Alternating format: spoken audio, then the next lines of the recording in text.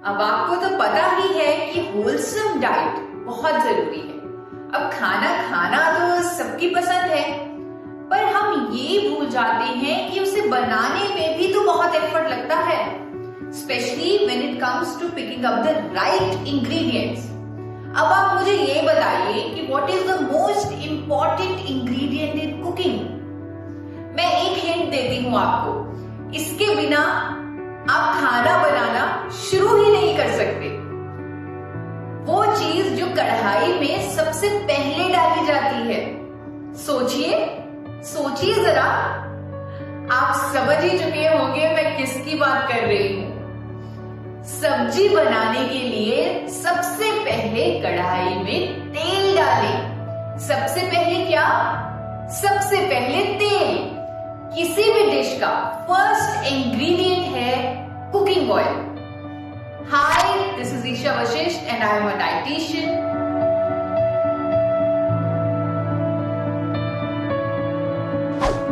आप समझ ही चुके होंगे कि आज हम तेल यानी कि कुकिंग ऑयल की बात करने वाले हैं, क्योंकि कुकिंग ऑयल को लेके काफी ज्यादा कंफ्यूजन है। खाने के लिए कौन सा तेल इस्तेमाल करना चाहिए वो हमें मालूम ही नहीं है। दोस्तों, cooking oil is a very important part of our Indian diet, but उसमें मैक्सिमम कंफ्यूजन रहता है। इतना कंफ्यूजन कि कभी कभी लोग ये भी सोचते हैं कि उसे यूज करना भी चाहिए कि नहीं। There are so many stories about picking the right cooking oil. In fact, young people, आजकल के यूथ, वो तो ये सोचते हैं कि कुकिंग ऑयल को इस्तेमाल ही ना करें, खाने को पानी में ही पका लें। उनको लगता है कि तेल खाने से हम मोटे हो जाएंगे, जो कि एक बहुत बड़ा मिथ है। जी हाँ, बहुत बड़ा मिथ। अगर हम तेल खाने से मोटे होते तो आजकल के ट्रेंडिंग वेट लॉस कॉन्सेप्ट्स जैसे कि कीटो डाइट, LCHF डाइट, जिसमें हमें 80% फैट्स खाना होता है, उससे लोग धड़ाधड़ वेट कैसे कम कर पाते? हम मोटे फैट से नहीं दोस्तों, हम मोटे होते हैं एक्सेस कैलोरीज खाने से। और वो कैलोरीज चाहे कार्ब से भी आ सकती हैं, वो कैलोरीज शुगर से आ सकती हैं। जरूरी नहीं कि वो सारी कैलोरीज फैट से ही आए। सो फैट्स का नाम ही फैट्स है, इसका मतलब लोग ये समझ लेते हैं कि फैट्स यानी मोटा होना। बल्कि दोस्तों, आई एम अ डाइटिशियन और मैं आप लोगों को बताना चाहती हूँ कि फैट्स हमारे लिए, हमारी सेहत के लिए एक्सट्रीमली एसेंशियल मैक्रोन्यूट्रिएंट है। दोस्तों, अगर आप फैट्स और ऑयल्स अप्रोप्रिएट अमाउंट में नहीं ले रहे तो आप अपनी सेहत के साथ बहुत बड़ा खिलवाड़ कर रहे हैं। बहुत सारे फैट सॉल्युबल विटामिन जैसे कि vitamin A, vitamin D, vitamin E, vitamin के, ये सारे हमारे शरीर में डिसॉल्व ही नहीं होंगे अगर हमारे अंदर अप्रोप्रिएट फैट्स और ऑयल्स ना हो, because all of this vitamin are fat soluble vitamin. दोस्तों, हमारा दिमाग, हमारा ब्रेन 70% फैट्स का बना हुआ है। अगर हम फैट्स ही नहीं खा रहे, हम अपने दिमाग को भोजन नहीं दे रहे। आप सोचिए, हमारे शरीर में ट्रिलियंस ऑफ सेल्स हैं, ट्रिलियंस ऑफ सेल्स, और हर सेल की स्ट्रक्चरल पार्ट में फैट्स है।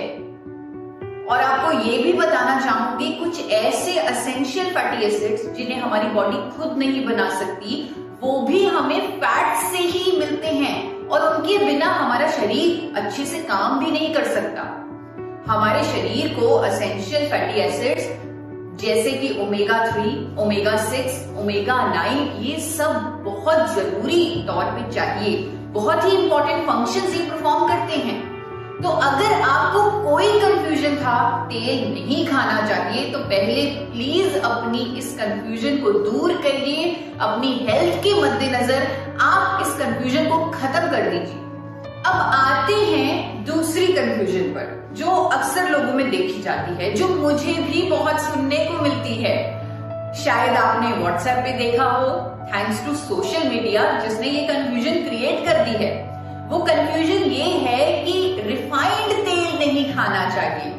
क्या आपने भी ऐसा कुछ व्हाट्सएप पे देखा है, सोशल मीडिया पे कहीं ना कहीं तो आपने देखा होगा। दोस्तों, ऑयल्स को रिफाइन करना बहुत जरूरी है, क्योंकि अगर हम तेलों को रिफाइन नहीं करेंगे तो हम पेस्टिसाइड्स खा लेंगे, उनके साथ साथ उसमें जुड़ी इम्प्योरिटीज खा लेंगे, जो चीजें हमें नहीं खानी चाहिए, नॉन एडिबल पार्ट खा लेंगे। ये कुछ इसी तरह हुआ जैसे हम गंदा पानी पी रहे हैं। दोस्तों, म्युनिसिपैलिटी का पानी भी तो रिफाइन होकर ही हमारे पास आता है, क्योंकि तभी तो वो पीने के लिए फिट है। It is fit for human consumption. इसी तरह तेलों की रिफाइनिंग करना भी उतना ही जरूरी है। रिफाइनिंग का मतलब है उनको साफ करना और इम्प्योरिटीज को निकालना। रिफाइनिंग से तेल साफ हो जाता है और हमारी सेहत को अनेकों गुण देकर ही जाता है। इसीलिए भारत सरकार ने, FSSAI ने भी तो तेलों की रिफाइनिंग के लिए रूल्स और रेगुलेशंस बनाए हुए हैं और उनके अनुसार ही तेल रिफाइन होकर हम तक पहुंचते हैं और हमारे लिए सेफ होते हैं। सो अब ये भी मत सोचिए कि रिफाइंड तेल नहीं खाना चाहिए। इस कंफ्यूजन को भी दूर कर दीजिए। कंफ्यूजन्स खत्म करने के बाद अब हम अंडरस्टैंड करेंगे कि कुकिंग ऑयल की क्वांटिटी कितनी होनी चाहिए और कौन सा तेल हमें खाना चाहिए। पहले बात करेंगे कितना तेल हमें लेना चाहिए। दोस्तों, आपको बताना चाहती हूँ NIN ICMR द्वारा डाइटरी रेगुलेशंस जो हमारे लिए बनी हुई हैं, जिन्हें मैंने भी अपनी न्यूट्रिशन की पढ़ाई में भी डिटेल में बहुत पढ़ा है।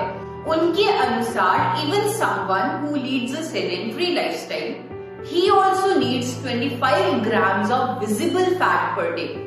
उसे हर रोज 25 ग्राम फैट लेना ही चाहिए and that quantity can go up to 40 grams अगर वो फिजिकल एक्टिविटी करता है। ये क्वांटिटी बच्चों के लिए 30 ग्राम से लेकर 50 ग्राम तक भी हो सकती है। तो दोस्तों, अब हमें पता चल चुका है कि कितना फैट हमें लेना चाहिए। अब हम बात करेंगे कौन सा तेल हमें खाना चाहिए। मार्केट में बहुत सारे कुकिंग ऑयल हैं और हर रोज एक नया फिल्म स्टार आता है, हमें कहता है कि हमारे दिल के लिए ये वाला तेल अच्छा है, हमारी इम्यूनिटी के लिए ये वाला तेल अच्छा है। और ऑप्शंस भी इतने सारे कि चूज करना तो मुश्किल है। सोयाबीन ऑयल से लेकर सरसों के तेल तक, cotton seed oil, sunflower oil, safflower oil, coconut oil, groundnut oil, ना जाने कितने ब्रांड्स हैं मार्केट में तेलों के। आज हम इस कंफ्यूजन को दूर करेंगे और मजे की बात ये है कि कंफ्यूजन मैं नहीं, आप खुद दूर करेंगे। मैं सिर्फ आपको कुछ थंब रूल्स, कुछ प्रिंसिपल्स बताने वाली हूँ जिनको समझकर आप खुद डिसाइड करेंगे कि कौन सा तेल इस्तेमाल करना चाहिए। देखिए दोस्तों, कौन सा फैट्स लेना है, कंफ्यूजन के चलते national institute of nutrition Hyderabad और वर्ल्ड हेल्थ ऑर्गेनाइजेशन ने एक वर्कशॉप की और लोगों को सही दिशा दिखाने की कोशिश की। टाइम टू टाइम वो डाइटरी रेगुलेशंस, गाइडलाइंस देते रहते हैं ताकि किसी से कोई भी गलती ना हो। दोस्तों, हर तेल में 3 तरह का फैट होता है, जिसे हम सफा, कुफा और मुफा यानी कि सैचुरेटेड फैट, पॉलीअनसैचुरेटेड फैट और मोनोअनसैचुरेटेड फैट भी कहते हैं। इन तीनों को as per WHO and NIN हमें एक रेशो में लेना होता है। अगर रेशो की बात करें तो टू बी एग्जैक्ट इस रेशो में जो स्क्रीन पर आपको दिख रही है उसी में लेना होता है। यानी कि अगर हम रेशो को ध्यान से देखें, हमें तीनों तरह के फैट्स को बैलेंस मात्रा में, बराबर मात्रा में लेना है। मुफा को हल्का सा ज्यादा लेना है। रेशो देखकर आप घबराएं नहीं, आज हम सारे प्रिंसिपल सीख लेंगे और इस रेशो को एग्जैक्ट मैच भी कर लेंगे। मैच करना जरूरी है दोस्तों, क्योंकि हजारों साइंटिस्ट और मेडिकल फ्रेटर्निटी ने मिलकर इस रेशो को बनाया है, इन डाइटरी गाइडलाइंस को ले डाउन किया है, क्योंकि इन तीनों फैट्स का अपना अपना रोल है, अपने अपने फंक्शंस हैं हमारे शरीर में और इन्हें इसी तरह इस रेशो में वो मिलेंगे। वेल, तो अब मार्केट में तो इतने सारे तेल हैं, किसी में सफा ज्यादा है यानी कि सैचुरेटेड फैट ज्यादा है, किसी में मुफा फैट ज्यादा है यानी कि पॉलीअनसैचुरेटेड फैट ज्यादा है और किसी में मोनोअनसैचुरेटेड सैचुरेटेड फैट यानी कि मुफा बहुत ज्यादा है। कैसे रेशो को मीट करें और क्या होगा अगर हम रेशो में गड़बड़ी कर देंगे? उदाहरण के तौर पे आपको बताती हूँ, जितने भी थिक ऑयल्स हैं, गाढ़े तेल हैं, जैसे कि देसी घी, मक्खन, इनमें सैचुरेटेड फैट बहुत ज्यादा होता है, because saturated fat is solid in nature. जो जितना एक तेल गाढ़ा आपको दिखेगा, आप समझ लीजिएगा कि उसमें सैचुरेटेड फैट बहुत ज्यादा है। अगर हम आज के लाइफस्टाइल के अनुसार देसी घी खाना शुरू कर दें, यानी कि ज्यादा सैचुरेटेड वाला तेल हम खाना शुरू कर दें, तो क्या होगा? तो दोस्तों, हमारा कोलेस्ट्रॉल बढ़ जाएगा, हमें हार्ट प्रॉब्लम हो जाएगी। This is because saturated fat increases both HDL and LDL cholesterols in our blood. Both good and bad cholesterol it increases. लेकिन आपने लोगों को कहते हुए भी सुना होगा कि पुराने जमाने में तो हम देसी घी खाया करते थे, तब तो कुछ भी नहीं होता था। लेकिन शायद वो भूल चुके हैं कि पुराने जमाने में फिजिकल एक्टिविटी बहुत होती थी। लोग जहां जाते थे चलकर जाते थे या साइकिल के थ्रू जाते थे, वो बैलगाड़ी चलाते थे या फिर चक्की चलाते थे। इतनी ज्यादा फिजिकल एक्टिविटी होती थी कि जिसकी वजह से देसी घी जो एलडीएल कोलेस्ट्रॉल पर इंपैक्ट डालता था, यानी जो बुरे कोलेस्ट्रॉल को बढ़ा देता था, वो इन एक्टिविटीज के कारण न्यूट्रलाइज हो जाता था। इवन पुराने जमाने में लोग फाइबर रिच डाइट खाते थे, वो फाइबर भी इस बुरे कोलेस्ट्रॉल के बढ़ाव को रोक देता था, इसके नेगेटिव इफेक्ट को खत्म कर देता था। इसीलिए पुराने जमाने में देसी घी दुष्प्रभाव नहीं देता था। पर दोस्तों, आप जानते हैं आजकल की बात अलग है। हम सब सेडेंट्री लाइफस्टाइल के शिकार हैं। इस सब में अगर हम देसी घी खाएंगे तो हम हार्ट डिजीजेस को न्योता दे देंगे। इसीलिए ज्यादा सैचुरेटेड फैट वाले तेल हम नहीं ले सकते। So thumb rule number 1, restrict oils with very high saturated fats.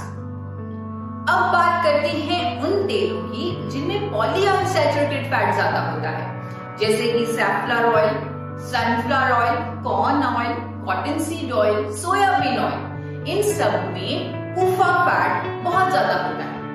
कुफा fat ज्यादा होने से हमारा अच्छा कोलेस्ट्रॉल कम हो जाता है, क्योंकि कुफा फैट हमारे अच्छे और बुरे दोनों कोलेस्ट्रॉल को कम करता है। तो अगर हम ये कुफा वाले तेल खाएंगे तो हम अपना अच्छा कोलेस्ट्रॉल कम कर लेंगे दोस्तों। साथ ही साथ ये भी सामने आ चुका है कि लंबे समय तक अगर कुफा वाले तेल खाए जाएं तो लोगों को अर्थराइटिस की प्रॉब्लम हो जाती है। जी हाँ, बिल्कुल, साइंटिफिक कम्युनिटी इस बात का दावा कर चुकी है, बता चुकी है कि अच्छे कोलेस्ट्रॉल को कम करने के साथ साथ जोड़ों के दर्द की समस्या पैदा कर देता है PUFA rich oils. So thumb rule number 2 है, restrict oils with very high amounts of PUFA fats. अब बात करते हैं उन तेलों की जिनमें मुफा फैट ज्यादा है। आजकल लोग सरसों का तेल बहुत ज्यादा खा रहे हैं और उनको लगता है कि सरसों का तेल हमारे लिए बहुत अच्छा है। इस तेल में मुफा फैट काफी ज्यादा होता है और मुफा फैट एक अच्छा फैट है जो हमारे बुरे कोलेस्ट्रॉल को कम करता है, लेकिन अच्छे कोलेस्ट्रॉल को कुछ भी नहीं करता, ना बढ़ाता है ना कम करता है। पर क्योंकि ये बुरे कोलेस्ट्रॉल को कम करता है, इसीलिए सब सरसों के तेल को यूज करना चाहते हैं। दोस्तों, जिस सरसों के तेल को हम लोग अच्छा समझ रहे हैं, आप हैरान रह जाएंगे जानकर, ये सुनकर कि इसके बारे में तो बहुत बड़ी कंट्रोवर्सी है, क्योंकि इस तेल में एक ऐसा कंपाउंड पाया जाता है जिसका नाम है इरूसिक एसिड। 35 से 55% erucic acid is present in Indian mustard oil. और आपको मैं दिखाना चाहती हूँ FSSAI यूके की एडिबल ऑयल्स की सेफ्टी गाइडलाइंस, जहां पर साफ साफ लिखा गया है कि किसी भी खाना पकाने वाले तेल में अगर 5% से ज्यादा इरूसिक एसिड है तो उसे खाने के लिए इस्तेमाल नहीं किया जा सकता। It is not fit for human consumption. दोस्तों, सरसों का तेल विदेशों में फॉर एक्सटर्नल यूज की स्टैंप के साथ ही बिकता है। उसे आप इंटरनल यूज नहीं कर सकते, एक्सटर्नल यूज ही करें। यानी उसकी मसाज कर ले, उससे मसाज कर सकते हैं, सर पर लगा सकते हैं, बॉडी पर लगा सकते हैं, लेकिन हाँ, इसे आप खा नहीं सकते। इसी तरह की गाइडलाइंस अमेरिका में भी हैं। मैं आपको इंडियन मस्टर्ड ऑयल की बोतल दिखाना चाहती हूँ जो बेची जा रही है इंटरनेशनल मार्केट में, यूएस में, कनाडा में, यूके में। और देखिए, इस पर बिल्कुल सामने साफ साफ लिखा हुआ है फॉर एक्सटर्नल यूज ओनली, यानी कि सिर्फ मसाज के लिए इस्तेमाल करें, इसका खाने में इस्तेमाल मत करें। फॉर एक्सटर्नल यूज ओनली आपने अक्सर परफ्यूम्स की बॉटल्स पर, क्रीम्स पर देखा होगा, और क्रीम्स और परफ्यूम्स आप इंटरनल यूज के लिए इस्तेमाल नहीं कर सकते। तो आप समझ ही चुके हैं कि सरसों के तेल का क्या स्टेटस है इंटरनेशनल मार्केट में। बट दोस्तों, अनफॉर्चुनेटली टिल डेट हमारे देश में इरूसिक एसिड को लिमिट करती कोई भी रेगुलेशन नहीं है। हाँ, कई बार सरसों के तेल के दुष्प्रभावों पर मीडिया में चर्चा जरूर हुई है, जैसे कि आपके सामने ये 2003 का हिंदुस्तान टाइम्स का आर्टिकल आ रहा है, उसकी क्लिप है जिसमें लिखा हुआ है कि इरूसिक एसिड की वजह से सरसों के तेल को हार्ट अटैक्स, टैकीकार्डिया ऐसी बीमारियों से जोड़ा जाता है। टाइम्स ऑफ इंडिया में भी 2020 में ये आर्टिकल आया, ये न्यूज आई जो आपके सामने है, जो बात करती है कि सरसों का तेल खाने से गॉल ब्लैडर कैंसर तक होता है। ये सब कुछ आप लोगों के सामने ही है। सो थंब रूल नंबर 3 जो बहुत क्लियर है आपके सामने, restrict use of mustard oil. अब आजकल मार्केट में एक और कैटेगरी का सरसों का तेल आ चुका है, कनाडा से आया है, जिसमें इरूसिक एसिड कम है, और वो है केनोला ऑयल। केनोला ऑयल में ओमेगा 3 ज्यादा होने की वजह से बोला जाता है कि ये बहुत अच्छा तेल है। लेकिन दोस्तों, आपको बता देती हूँ, केनोला ऑयल जेनेटिकली मॉडिफाइड तेल है, जिसमें आर्टिफिशियल तरीके से इरूसिक एसिड की मात्रा को 2% कर दिया है, कम कर दिया है, जो ठीक है, लिमिट के अंदर आ चुका है 5% वाली, लेकिन वो जेनेटिकली मॉडिफाइड भी है। और तो और इस तेल में ओमेगा 3 बहुत ज्यादा होता है। अब ओमेगा 3 की नेचर आपको बताती हूँ। Omega 3 fatty acids, they are heat sensitive fatty acids. अगर इन्हें गर्म किया जाए, अगर उन तेलों में जिनमें ओमेगा 3 ज्यादा है उन्हें गर्म कर दिया जाए, तो वो कार्सिनोजेनिक हो जाता है। इसके मुताबिक हम उसे रोज के फ्राइंग के लिए इस्तेमाल नहीं कर सकते। अब इंडिया में तो हमें तेल फ्राइंग के लिए इस्तेमाल करना ही होता है, हमें पराठे में तेल लगाना है, उसे तलना है, हमें पकौड़े भी फ्राई करके खाने हैं, संडे का दिन है तो हमें पूरी भी खानी है, सब्जी को तड़का लगाना है। यहाँ पर हम हमेशा ऐसा तेल ढूंढेंगे जिसमें ओमेगा 3 कम हो, ताकि हम तेल को गर्म कर सके। कैनोला ऑयल, सोयाबीन ऑयल जिनमें ओमेगा 3 ज्यादा है, उन्हें अपने भारतीय कुकिंग स्टाइल यानी कि तलने वगैरह के लिए हम इस्तेमाल नहीं कर सकते। एक और ज्यादा मुनाफा वाला ऑयल है जो काफी महंगा मिलता है, और महंगा होने की वजह से उसे हेल्दी भी बोला जाता है, वो है extra virgin olive oil.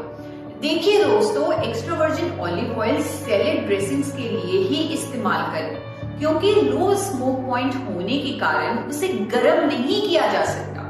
Indian cooking style के लिए एक्स्ट्रा वर्जिन ऑलिव ऑयल नहीं चलेगा। सो ये प्रिंसिपल भी आपको ध्यान में रखना है। Thumb rule number 4, choose oil with a very high smoke point and moderate omega 3। Thumb rule 5 है, जो तेल आप इस्तेमाल करें उसमें एंटीऑक्सीडेंट भी होने चाहिए, ताकि जो खाना आप उस तेल में बनाएं वो जल्दी खराब ना हो, उसकी शेल्फ लाइफ ज्यादा हो। थंब रूल 6 की बात करूं, वो बहुत ही ज्यादा इंपॉर्टेंट थंब रूल है। Choose oil with appropriate proportion of all the 3 types of fats, safa, kufa and mufa as per the recommendations. अब आपको ये तो पता है कि आपके तेल में तीनों तरह के फैट्स होना जरूरी है, क्योंकि तीनों तरह के फैट्स एक रेशियो में लेना है। तो लोगों ने WHO और NIN की रिकमेंडेशंस को पूरा करने के लिए अपना तेल और ब्रांड हमेशा बदलना शुरू कर दिया। That is not healthy at all. तेलों को बदल बदल कर इस्तेमाल करना शुरू तो कर दिया, लेकिन इस चक्कर में लोग ब्रांड ही बदलते रहे, एक ही तरह का फैट लेते रहे और हेल्थ प्रॉब्लम्स में फंसते रहे। कहीं ना कहीं रिकमेंडेशंस को समझने में हमने ही गलती कर दी। किस तेल में कितना सफा, कितना कुफा, कितना मुफा है, आज हम ये जान चुके हैं, आज हम सब कुछ समझ चुके हैं, लेकिन फिर भी तेल को बदल बदल कर हम रिकमेंडेशंस के अनुसार सफा, कुफा और मुफा नहीं ले सकते। ये पॉसिबल ही नहीं है। तो क्या इसका कोई रेडीमेड सॉल्यूशन नहीं? क्या कोई एक ऐसा तेल नहीं जो रेशियो को मीट कर सके और मेरे बताए हुए सारे थंब रूल्स भी पूरे करे? खुशी की बात यह है कि एक रेडीमेड सॉल्यूशन इंडियन मार्केट में मौजूद है। सो दोस्तों, ऐसा कौन सा तेल है जिसमें ये सब कुछ पूरा होता है, जो सारे प्रिंसिपल्स को मीट करता है? इसका जवाब है rice bran oil. Rice bran oil को भूरे चावल की भूरी परत से तैयार किया जाता है और इंडियन मार्केट में उसे फिजिकल रिफाइनिंग की बेहतरीन टेक्नोलॉजी से तैयार भी किया जाता है। Physically refined rice bran oil Indian market में मिल रहा है, जिस टेक्निक में बिना कास्टिक सोडा के इस्तेमाल से फिजिकल रिफाइनिंग करके राइस ब्रैन ऑयल को तैयार किया जा रहा है। सारे थंब रूल्स पूरा करता हुआ राइस ब्रैन ऑयल हमें NIN के रिकमेंडेशंस के अनुसार तीनों तरह के फैट्स को संतुलित मात्रा में भी देगा। सफा, कुफा और मुफा की रेशो राइस ब्रैन ऑयल की रिकमेंडेशन के काफी करीब है, आप देख सकते हैं। और कट टू कट रिकमेंडेशंस को मीट करने के लिए हमें 5 ग्राम लगभग एक छोटा चम्मच हर रोज अलसी के बीज, चिया सीड्स या फिर अखरोट लेने चाहिए, ताकि हमारा ओमेगा 3 भी पूरा रहे, क्योंकि राइस ब्रैन ऑयल में ओमेगा 3 कम होता है। दोस्तों, राइस ब्रैन ऑयल के और भी कई फायदे हैं, जैसे कि इसमें बहुत बड़ी मात्रा में टोकोफेरोल्स, टोकोट्राइनॉल्स और ओरिजिनॉल जैसे 3 प्रकार के पावरफुल एंटीऑक्सीडेंट्स होते हैं, जबकि ट्रेडिशनल कुकिंग ऑयल्स में एक ही तरह का एंटीऑक्सीडेंट टोकोफेरोल्स ही पाए जाते हैं। राइस ब्रैन ऑयल के 3 पावरफुल एंटीऑक्सीडेंट हमारी सेहत के लिए बहुत ही अच्छे हैं। एंटीऑक्सीडेंट्स की वजह से शेल्फ लाइफ भी बढ़ जाती है, जो भी खाना हम राइस ब्रैन ऑयल में बनाते हैं उसकी। सभी तेलों के मुकाबले इसका स्मोक पॉइंट भी सबसे ज्यादा है। हमारी इंडियन कुकिंग के लिए ये बिल्कुल सही है, लेकिन हाँ, कुदरती तौर पे जैसे मैंने आपको बताया, इसमें ओमेगा 3 नामात्र होता है, जो कि अच्छा भी है। अगर ज्यादा होता तो हम इसमें फ्राई ना कर पाते, जैसे कि मैंने आपको अभी बताया भी था। ओमेगा 3 अलग से ही लेना पड़ेगा। आप अखरोट, अलसी के बीज, चिया सीड्स ये लेकर अपना ओमेगा 3, या फिर आप सप्लीमेंट भी ले सकते हैं ओमेगा 3 का, ये लेकर अपना ओमेगा 3 पूरा कीजिए। देखिए दोस्तों, physically refined rice bran oil हमारे लिए बेस्ट है। मैंने इस पर खुद काफी रिसर्च भी की है। दोस्तों, जापान में इसे हार्ट ऑयल और अमेरिका में इसे हेल्थ फूड का भी दर्जा दिया हुआ है। दोस्तों, कहीं ना कहीं मुश्किल ये भी रहती है कि कौन सी कंपनी, कौन से ब्रांड का राइस ब्रैन ऑयल हम इस्तेमाल करें। हम कंफ्यूज हो जाते हैं, क्योंकि कितने सारे ब्रांड्स हैं और इवन ब्लेंड्स भी हैं। यानी कि किसी तेल में 80% राइस ब्रेन ऑयल है तो किसी में 60% राइस ब्रेन ऑयल है और दूसरा कोई और तेल है। दोस्तों, आज आप राइस ब्रेन ऑयल के फायदे समझ चुके हैं और आप ये जान चुके हैं कि ये इकलौता ऐसा तेल है जो रिकमेंडेशंस के बिल्कुल करीब है। सो आपको चूज करना होगा 100% राइस ब्रेन ऑयल का ब्रांड, ताकि इसे आप बिना बदले एज अ सिंगल ऑयल इस्तेमाल कर सकें और सारी रिकमेंडेशंस को पूरा कर सकें, सारे थंब रूल्स को पूरा कर सकें। हाँ दोस्तों, एक और थंब रूल आपको बताना चाहती हूँ, थंब रूल 7। आप जिस राइस ब्रेन ऑयल को चूज करेंगे, 100% राइस ब्रेन ऑयल को चूज करेंगे, उसमें चेक कीजिए कि उसमें ओरिजिनॉल की मात्रा कितनी है। हाई ओरिजिनॉल वाला राइस ब्रेन ऑयल ही इस्तेमाल करेंगे। दोस्तों, राइस ब्रेन ऑयल में ओरिजिनॉल की पावर होती है और दोस्तों आपको गामा ओरिजिनॉल के सप्लीमेंट्स के फायदे मालूम भी हैं, जो हर कोई 18 वर्ष से ले सकता है और अपनी हेल्थ लेवल को रेज कर सकता है। लेकिन हम ये भी जानते हैं कि कोलेस्ट्रॉल का जमाव तो बचपन से ही शुरू हो जाता है, तो क्यों ना हम एक ऐसा कुकिंग ऑयल चूज करें जो शुरू से ही हमारे कोलेस्ट्रॉल को मैनेज रखे। लाइक बचपन से ही बच्चों को ओरिजिनॉल की पावर देने का तरीका है हाई ओरिजिनॉल वाला राइस ब्रेन ऑयल। उसी को आप चूज कीजिए, क्योंकि स्टडीज कहती हैं ज्यादा ओरिजिनॉल कंटेंट वाला rice bran oil extra virgin olive oil और इवन ग्राउंडनट ऑयल से भी कई गुना बेहतर तरीके से कोलेस्ट्रॉल को मैनेज करता है। सो ध्यान रहे, हाई ओरिजिनॉल कंटेंट वाला राइस ब्रेन ऑयल ही सही है। मार्केट में अनेकों ब्रांड्स में 10,000 ppm यानी 1000 mg से लेकर 14,000 ppm यानी 1400 mg तक का ओरिजिनॉल होता है। So higher is better to manage cholesterol from childhood. दोस्तों, very important thumb rule number 8। Choose a manufacturer company which is following good manufacturing practices.